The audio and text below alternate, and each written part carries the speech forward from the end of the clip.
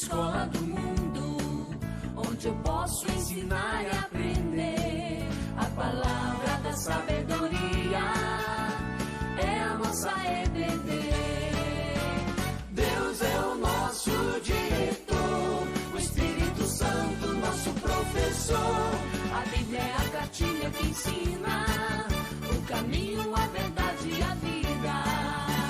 Deus é o nosso diretor, o Espírito Santo nosso professor. A Bíblia é a cartilha que ensina o caminho, a verdade e a vida.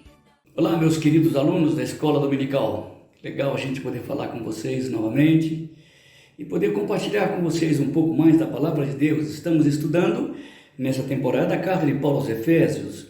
Eu estou no capítulo 3, lembra que semana passada eu falei para nós compreendermos com todos os santos qual é a altura, a extensão, a profundidade, a largura do amor de Deus ou do amor de Cristo.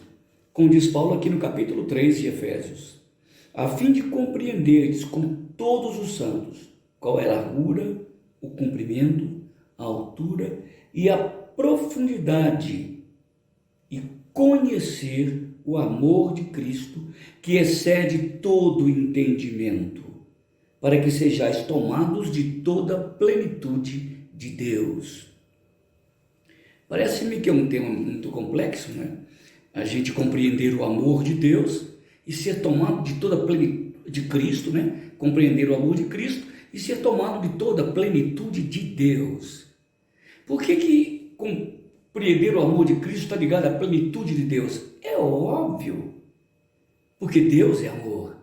E a única maneira pela qual nós podemos chegar a conhecer toda a plenitude do amor de Deus é através do amor a Cristo. Porque Deus revela-se em amor através do seu Filho, Jesus Cristo. E Paulo faz essa conexão profunda do amor de Cristo e da plenitude de Deus. Qual que é o grande esforço do Espírito Santo? Quando ele nos enche, quando Paulo diz enchei-vos do Espírito, nesta carta, no capítulo 5, ele diz, o que significa ser cheio do Espírito? É ser cheio da plenitude de Deus. Então, o grande esforço do Espírito Santo não é nos fazer parecidos com os santos, com os místicos, né, com os beatos, com os grandes expoentes religiosos, não. O grande esforço do Espírito Santo é que nós apreendamos, absorvamos na comunhão com todos os santos o amor de Deus para que a plenitude de Deus nos encha. Em outras palavras, enchermos-nos do Espírito é ser tomado de toda a plenitude de Deus. Quando somos tomados de toda a plenitude de Deus, a gente volta a uma imagem muito antiga, Adão. Adão, antes da queda, ele era muito parecido com Jesus. Ele era muito parecido com Deus. E de alguma forma ele manifestava na relação com Eva e com os animais o fruto do Espírito. Por isso que Paulo diz, eu quero que vocês compreendam o amor de Cristo, porque é a única maneira de vocês serem, entre aspas, tá? Endeusados, ou seja, cheios de Deus, tomados da plenitude de Deus. Claro que ele não está falando de uma forma ontológica ou metafísica. Deus não cabe dentro de mim. Aliás, se ele entrar em mim não sobra nada, nem cabe dentro do universo. Mas o que ele está falando aqui é que quando conhecemos o amor de Cristo, nós nos apropriamos de qualidades espirituais de Deus. Nós nos identificamos com Deus nos seus atributos e nas suas perfeições.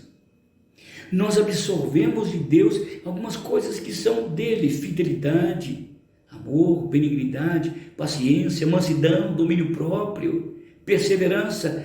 São coisas, amor, alegria, são coisas próprias de Deus.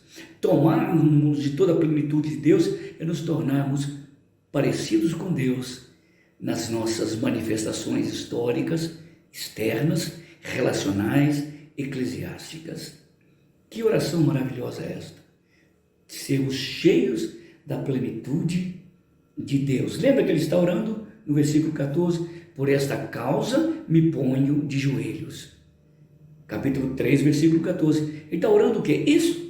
Ele está orando para a gente compreender Deus, que os irmãos de Éfeso, que os irmãos da igreja de Jaú, que os alunos da escola dominical compreendam o amor de Cristo, para que eles sejam tomados de toda a plenitude de Deus, para que eles sejam divinizados pela presença do Espírito Santo, cristificados pela plenitude do Espírito Santo na vida deles.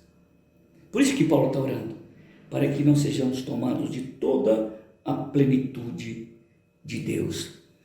Mas Cícero, isso não é possível. Não é possível um ser humano ser tomado de toda a plenitude de Deus. Isso é uma utopia que Paulo está falando. Isso é uma coisa irrealizável, que não é factível, que não é possível. Mas Paulo diz, não. Por que é possível? Ora, próximo versículo 20. Ora, aquele que é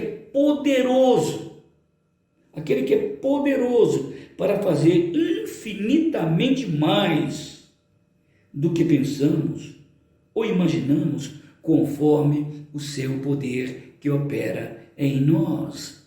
Parece que esse versículo 20 não tem nada a ver com 19. Ele está falando de ser tomado da plenitude de Deus, diz, aquele que é poderoso. É porque se nos parece impossível ser tomados de toda a plenitude de Deus, humanos, pecadores como somos, é impossível para nós, mas não é impossível para Deus. No dicionário de Deus não existe o verbete impossível. Então Paulo está dizendo, quem está falando isso é Cristo. Se nós nos enchemos do amor de Cristo, Deus vai operar a plenitude dele em nós, porque ele é poderoso para fazer muito mais do que imaginamos ou pedimos, conforme o seu poder que opera em nós. É nesse sentido que ele está falando. Às vezes nós pegamos esse texto e jogamos num outro contexto de necessidades nossas, também de necessidades nossas, dificuldades nossas. Eu creio, porque Deus faz muito mais do que pensamos. É óbvio, pode fazer isso, mas no contexto não. O que ele está falando de muito mais do que imaginamos é imaginar que um dia um ser humano como eu ser tomado de toda a plenitude de Deus, de um ser humano como você ser tomado de toda a plenitude de Deus.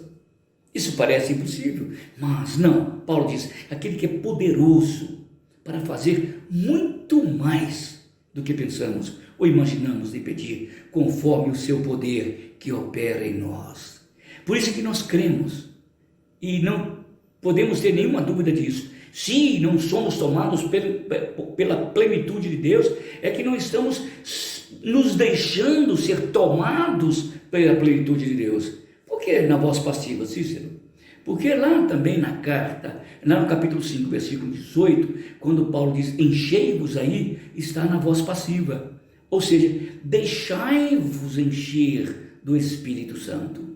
Então nota bem que Paulo está falando da voz passiva. Aqui também, se nós não nos deixarmos passivamente, enchermos ativamente da presença de Deus, é porque não deixamos. Não estou falando de salvação, eu estou falando de plenitude.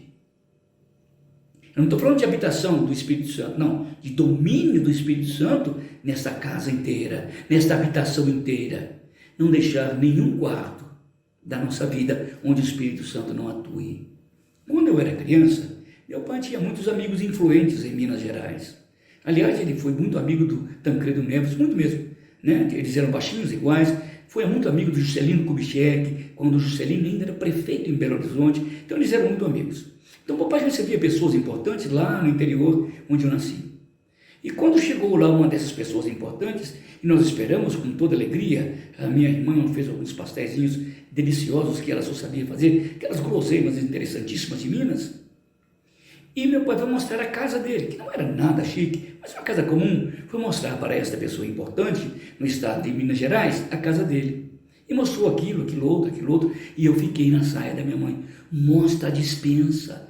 E que ele deixou de mostrar a despensa. O que é despensa? Talvez vocês mais novos não saibam. É um quartinho onde a gente guardava o saco de açúcar, saco de feijão, saco de arroz. Antigamente a gente não comprava em saquinho. O pessoal mais antigo que está me ouvindo, alunos, sabe o que eu estou falando. E depois que o homem foi embora, disse, Cícero, estas coisas a gente não mostra para pessoas importantes. Às vezes o Espírito Santo já entrou na nossa casa. Aliás, ele entrou quando eu me converti. Mas ainda ele não se tornou dono e senhor das dispensas da nossa vida.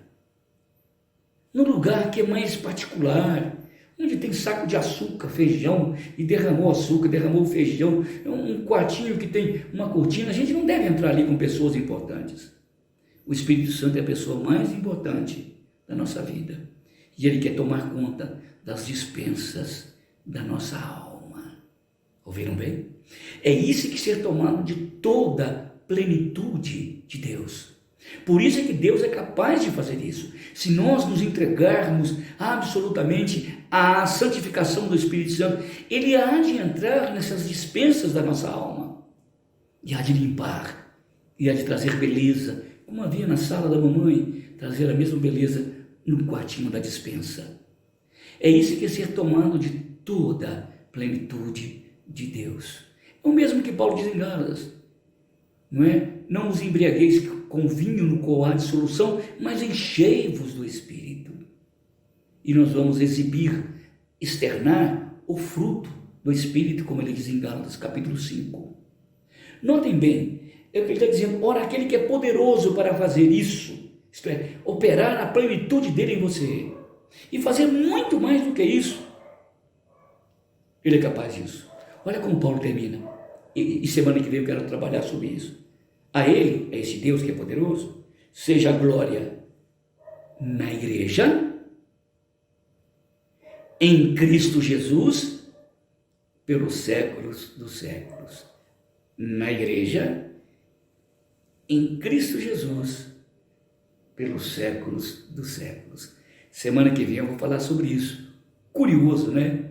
Muito interessante Paulo falar sobre essas coisas profundas do Espírito, que estão narradas inapagavelmente nas Escrituras Sagradas. Essa que você tem na mão, essa que eu tenho na mão. O livro que realmente pode mudar a sua história. Que Deus nos ajude. Vamos para nossas classes e vamos nos esbanjar nas riquezas espirituais que temos na nossa classe de escola dominical. Deus abençoe. Até o próximo domingo. Um grande beijo. Te vejo lá.